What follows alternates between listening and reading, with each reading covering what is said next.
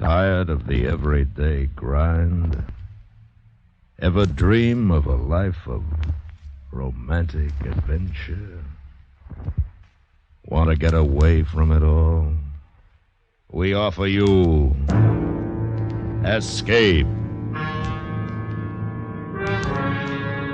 Escape, designed to free you from the four walls of today for a half hour of high adventure.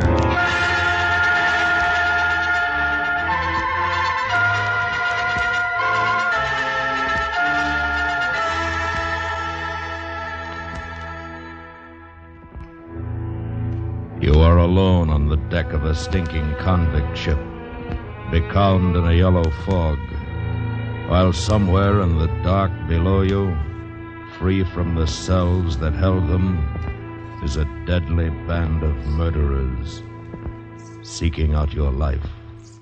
Listen now as Escape brings you Weston Martyr's exciting story, A Sleeping Draft.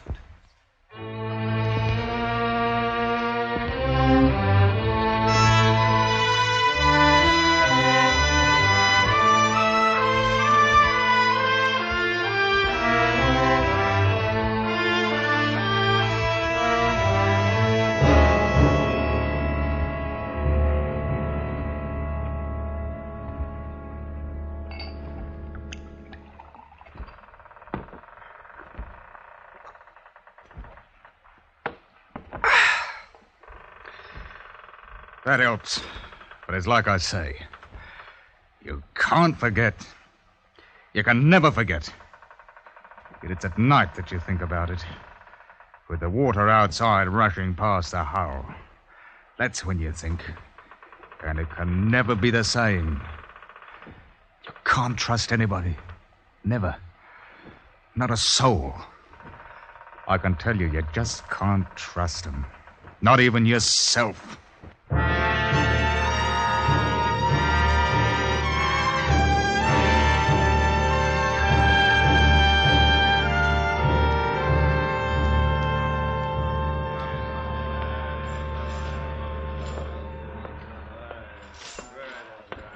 What is it, mister? Mr. Finch says he's ready to board, sir. Oh, he is, eh? All right, well, I'm not stopping him.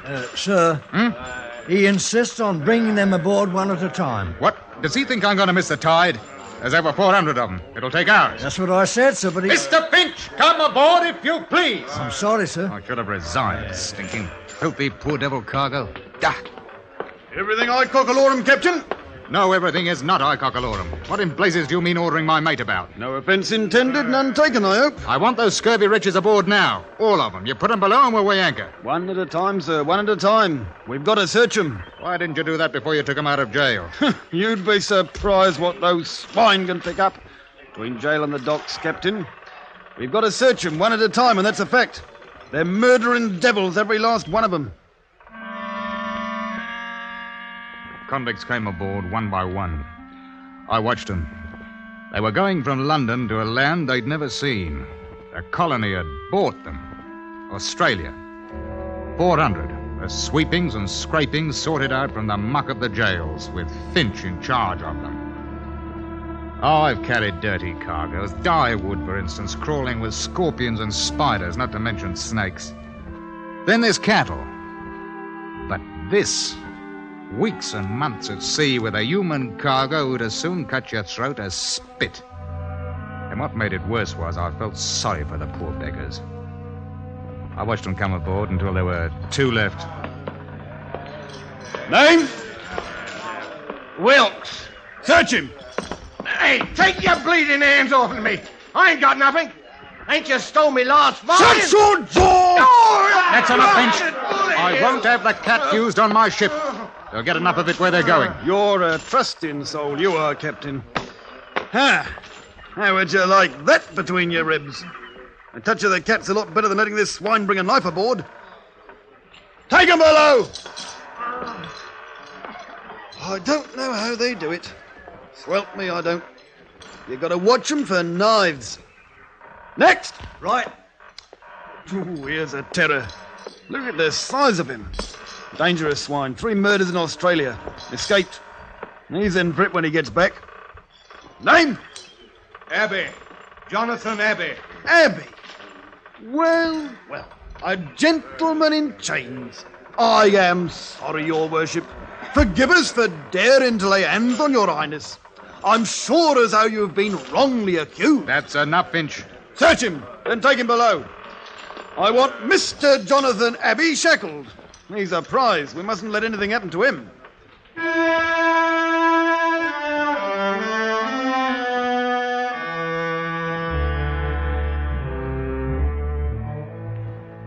From the day we left London docks, I'd taken a violent dislike to Finch. He seemed to be happiest when he was laying about him with his cat on the convicts herded like sheep below decks. He kept them quiet enough. So one night I decided to have it out with him in my cabin. I made it strong, I can tell you, so that even he could understand what I meant. You all finished, Captain? All right, you hear me out. They're a bad lot, 400 of them, all bound for Australia, and they don't want to go. You follow me? There's that bloke Abbey. As soon as we touch Sydney, the game's up for him. They'll hang him, sure. That does not mean that you have the right to make life even worse for them here. Oh, no. If I don't, where do you think we'll be? What would you do if you were down there? I'll tell you. Get hold of this ship. That's what you're doing. It'll be easy. They're locked in and we've got a guard. Ah, you don't know them like I do. Yeah, there's another thing. When I searched them, there was 1 to 5 sovereigns stowed away on every man. Earned or stolen. That'll come to over £1,000 by my figures. They're entitled to that money. It's little enough to take to a wild country. It's true, but there's them down there what would slit the gullet of any man for a shilling. You asked me to dainty with them. Ah! That's the way he talked to me. And I can tell you I didn't feel easy anymore. I did something I hadn't done for a long time. Brought 2 pistols out from ship's stores and kept them under my pillow.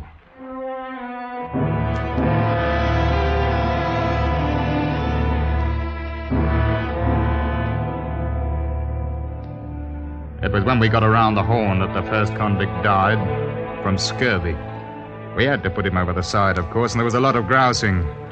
I went down to the hold with Finch. It was hot and stinking. Now, you let me talk to him, Captain. I'll put it to rights. You tell him it couldn't be helped. Don't you mind. I'll tell him. Oi! Here comes old Bloody Pot. Hi, Finch. Did you steal the clothes off the poor beggar's back before you threw him in? Men! Men! We ain't men, dearie, we're dogs, or haven't you heard? Why didn't you wait to bury poor old Smithy in the ground instead of chucking him in the sea? All right! All right! All right! We've got another 2 or 3 weeks before we reach land. I'll make a bargain with you. The next one that dies, now it's getting nice and hot, I'll leave him down here. And you can take care of him and mourn him until we get to Australia. How's that? £5 you don't keep him for 3 days. That's old Bloody Pot, always a nose for business. If you ain't satisfied with that, I'll see that hatch is closed down tight for the rest of the voyage. And you can boil for all of me.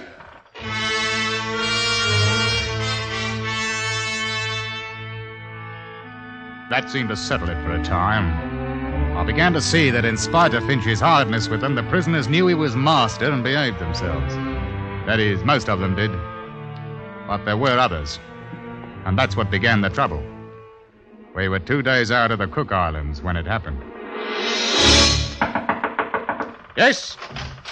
Captain, there's a man on deck. We brought him up from below. It's horrible. It's What happened? one of the convicts, sir. Oh? Fight, eh? Yes, sir. Here we are, Captain. Mr. Darling ain't much of a surgeon, I must say. Well, I did what I could. He must have been dead before we got him up here. He's been cut to pieces. Not half he ain't. How did it happen? I heard him shouting. When I went down the hold, there he was, propped up like against the bars, with his arms through, holding him up. Poor devil. Who, him? Nah, he's dead. There's others in for it, though. What do you mean? How do you think he got cut up like that? Knives, Captain.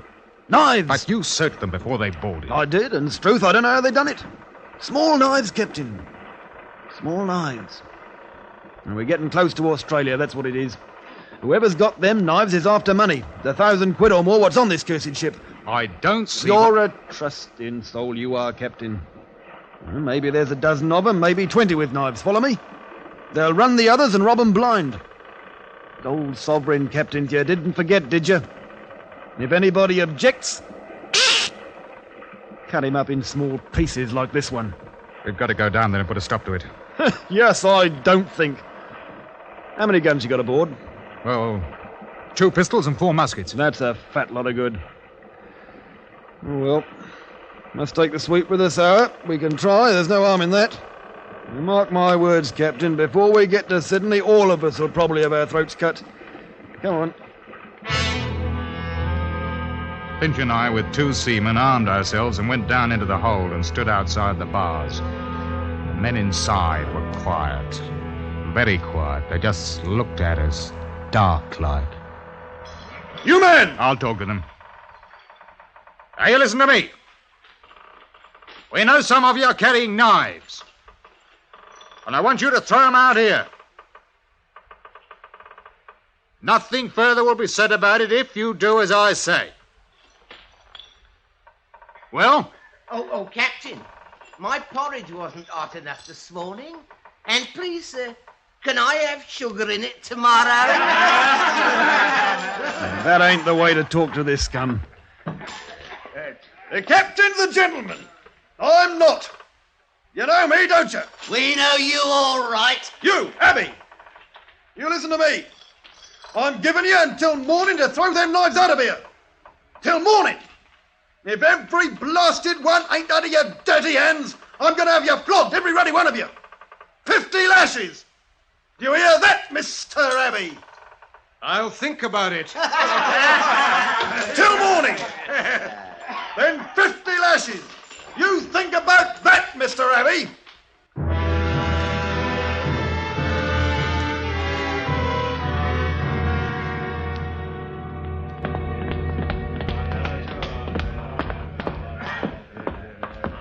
Good morning, Captain dear, and Mr. Finch. You filthy scum, where's them knives? Where they do the most good. All right.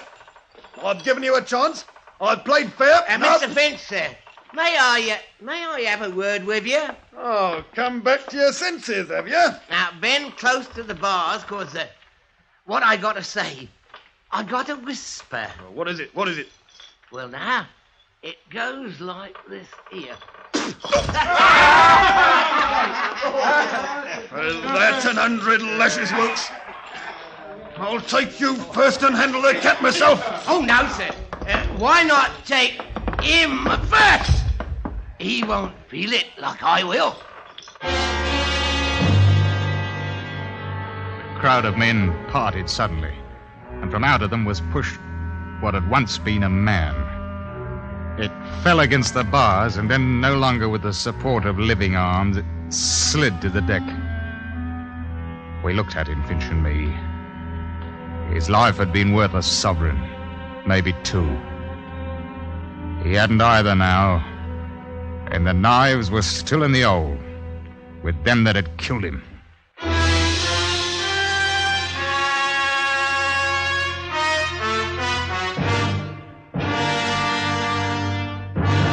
We will return to Escape in just a moment. And now, back to Escape.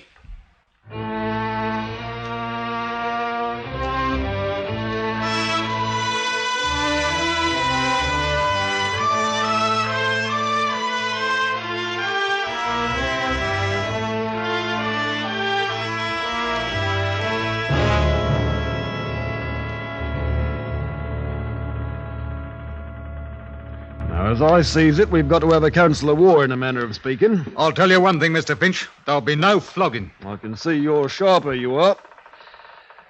No, that's right. Too dangerous. We ain't armed for it.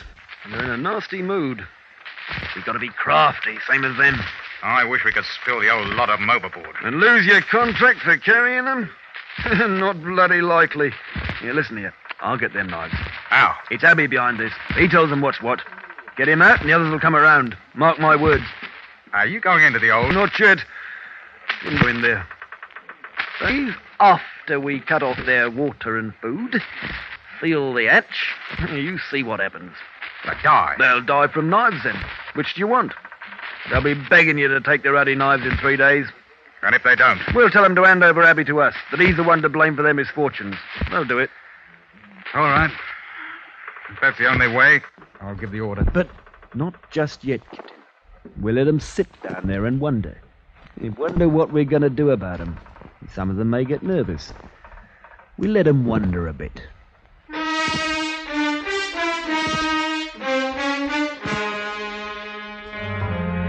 I didn't see Finch the rest of the day. The barometer had fallen suddenly, and with it came a storm. I can tell you I had my hands full for the next 24 hours. There was no time to worry about what was going on in the hold of the ship, but I didn't think they'd have much stomach for knifing each other and killing. Next morning at breakfast, he didn't turn up at all. We searched the old ship, and then I went down into the hold. And that's where he was. And he hadn't died quickly. Someone had held him against the bars, and the others had... He hadn't died quickly. Present for you, Captain. Who did this? Who did it? I wouldn't waste sleep mourning him, Captain. He was a bully and no better than us, except that he was outside. Abby! Well, I thought you were shackled. Yes, I was, but Mr. Finch kindly supplied the key to unfasten me. You're going to pay for this. All of you. Where are those knives? In here, Captain. Want to come in and get him? You'll pay for this. You're repeating yourself, Captain. Good morning. Blasted convict had dismissed me like I was a clerk in an office. There wasn't anything I could do about it. With Finch out of the way, they knew I was an easy mark. It was the nights that got on my nerves. I could hear things happening, lots of things. And it was awful. Those devils with the knives. And each morning we'd have to pull out 6 or a dozen, all cut about and bleeding. Most of them died. But those with the knives were getting money they stole from the victims. I began to be afraid of me crewmen, that one would take a bribe and let that murdering crowd out. I walked around with 2 pistols in my jacket all the time. And then, late one afternoon, something very bad happened. I was standing by the wheel. Captain! Captain! Here, bosun. He got out, sir. Got out? Who? The big one, Abby. 2 of us were standing guard. We heard a scream. It was Abby. Said he'd been stabbed. Benson opened the grill to get in, and Abby bashed him on the head and bolted. What about the others? I got the girl close in time. They're safe enough. He must be somewhere on the ship, sir, unless he went overboard. Not that one. He's up to mischief. Here, take one of my pistols, mister. Aye, sir. And pass out the muskets. I want every inch of the ship searched. If he puts up a fight, shoot him. Do you hear me? Shoot him!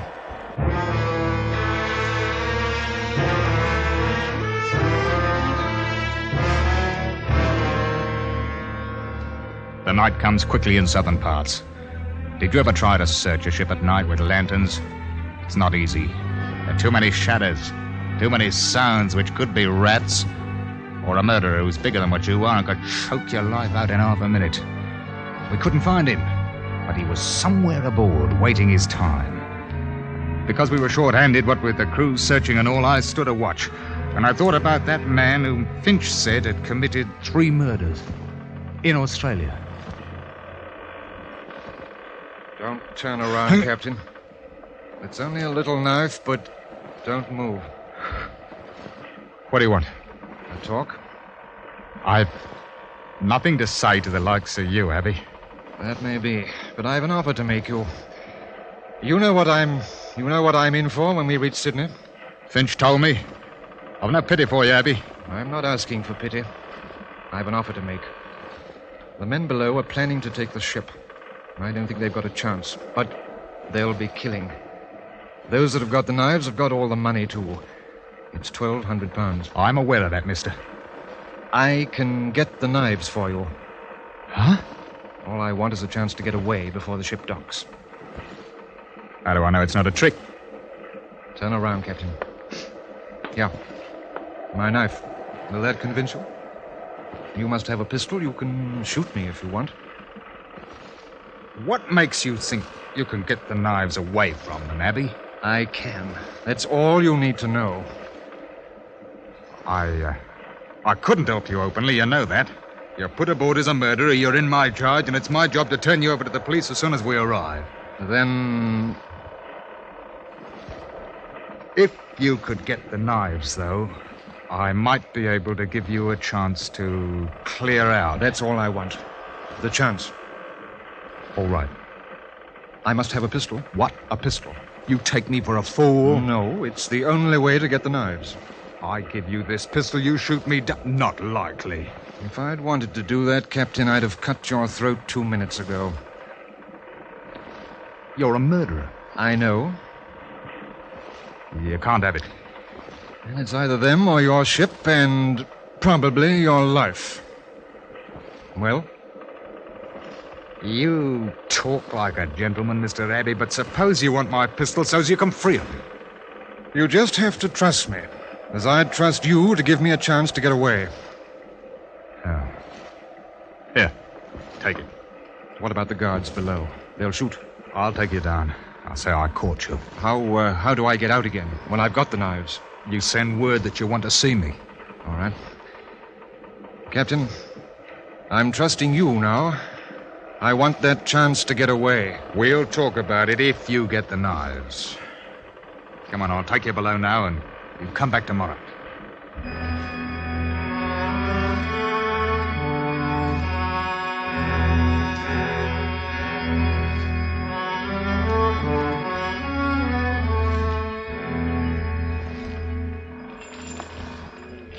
Keep your voice low, Captain. They think I'm tricking you into making a bargain. They think I stole the pistol. I told them I had to have the knives to make you believe that we wouldn't make trouble. I said we'd take over the ship tonight. What do you want me to do? Leave me the key to the grill. I'll slip out tonight and bring you the knives. Well, they'll want you to let them out, too. I won't. I'll lock it. How do I know you will? You don't. You'll have to trust me, Captain.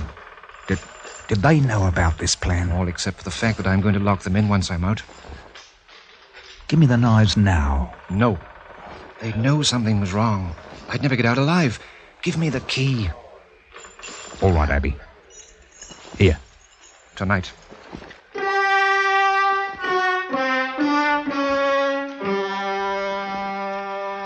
I waited. Then I can tell you I didn't like it.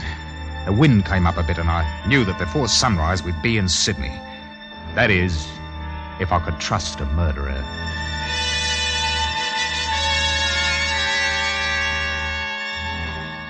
At 10 o'clock that night, there was a rap on my cabin door. One of your crew nearly caught me coming down here. And I've kept my side of the bargain. The knives are all there. No, you needn't worry. Here's your pistol. You may need it. Thanks. Now, how do I get away? We'll be in port in about 6 hours, if the wind holds.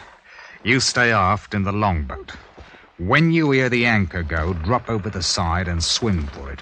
I'll try to anchor as close to land as possible before I take her in. If I can land without being seen, I've got some friends who'll hide me. I don't want to know about it. You just remember, when the anchor lets go, that's your signal. Thank you, Captain.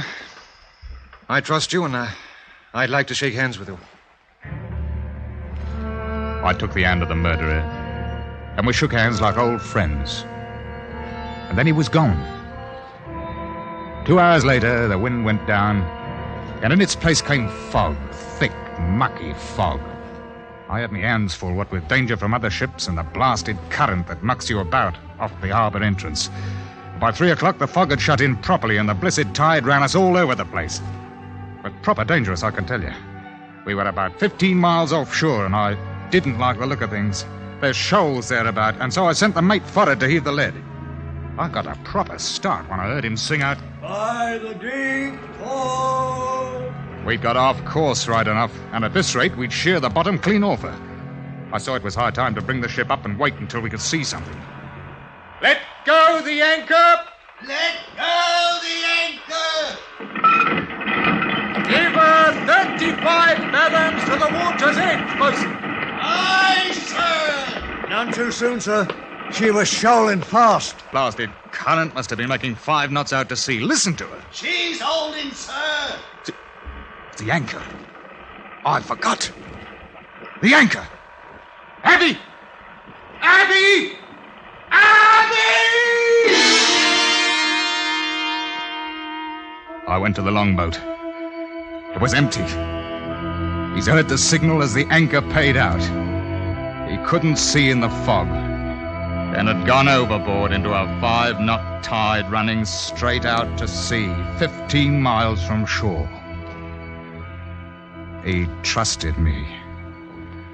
And that's why I tell you, you shouldn't trust anybody.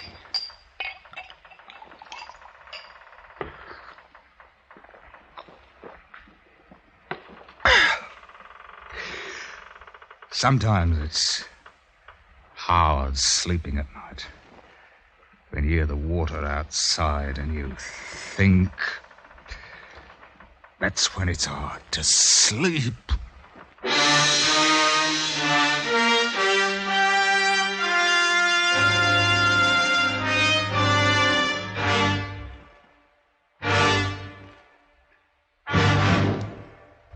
Under the direction of Anthony Ellis, Escape has brought you A Sleeping Draft by Weston Martyr, adapted by S.A. Bolt, and starring Ben Wright.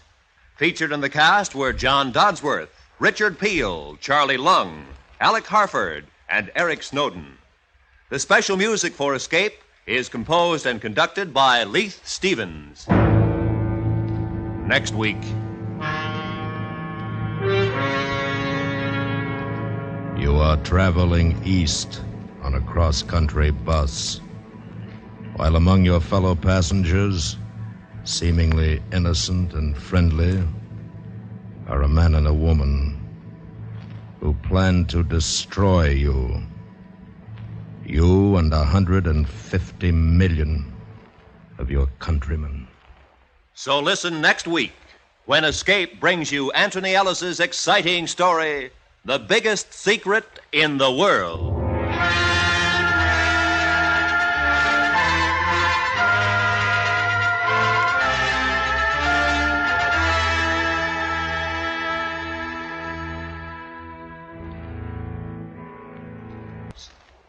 This is Roy Rowan speaking.